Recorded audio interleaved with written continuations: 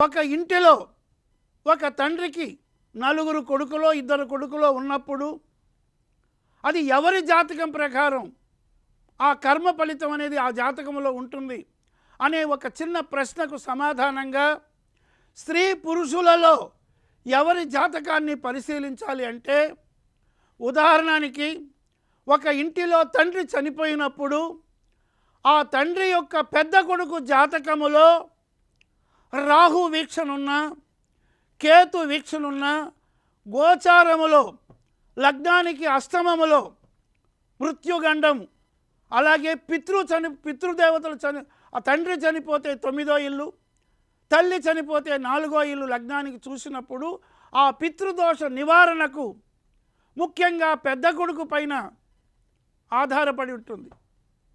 అదే తండ్రి చనిపోతే, అదే ఆ ఇంటిలో తల్లి చనిపోతే ఆ చిన్న కుమారుడి యొక్క జాతకాన్ని పరిశీలించాలి.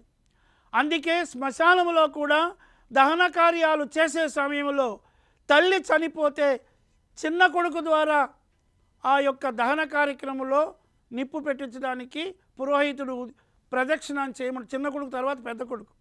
అలాగే తండ్రి చనిపోతే పెద్ద కొడుకు ద్వారా అలాగే ఆ యొక్క దహన కార్యక్రమం చేసి 3వ రోజు కూడా అస్థి సంచలనంలో కూడా ఆ విధంగానే చేసి 3వ రోజు పాలు చేస్తారు.